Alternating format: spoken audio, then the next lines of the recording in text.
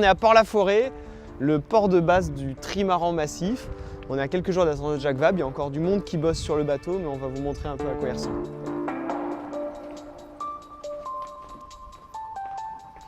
Donc là, déjà, plus de foil. Pour le moment, on n'a pas encore de foil, parce qu'il va arriver dans quelques jours.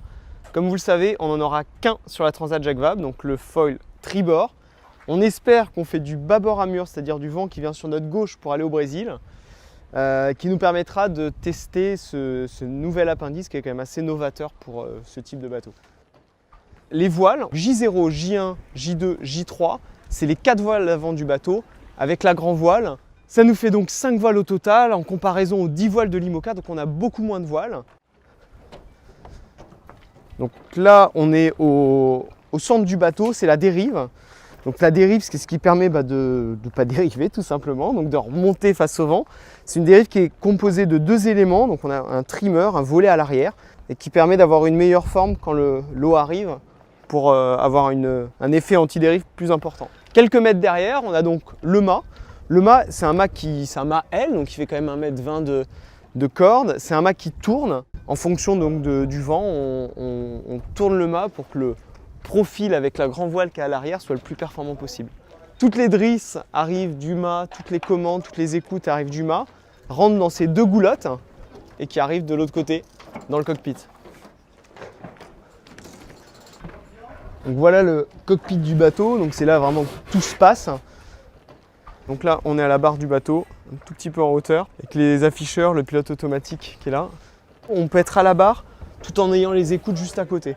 On a les 5 winches qui permettent donc de faire toutes les manœuvres du bateau, donc de hisser une voile, de border une écoute. Donc on fait ça avec les colonnes, hein. Ça c'est comme sur l'ancien bateau. Donc on tourne les colonnes qui permettent d'actionner les winches. Si on n'est pas en train de manœuvrer ou de conduire le bateau, on peut aller donc dans ce qu'on appelle la cabane. C'est là que je vais vivre en dehors de la manœuvre. Il y a une table à quart, donc un siège avec un ordinateur qui est en l'occurrence qui est là, qui n'est pas fixé, qui sera un petit peu plus haut en navigation.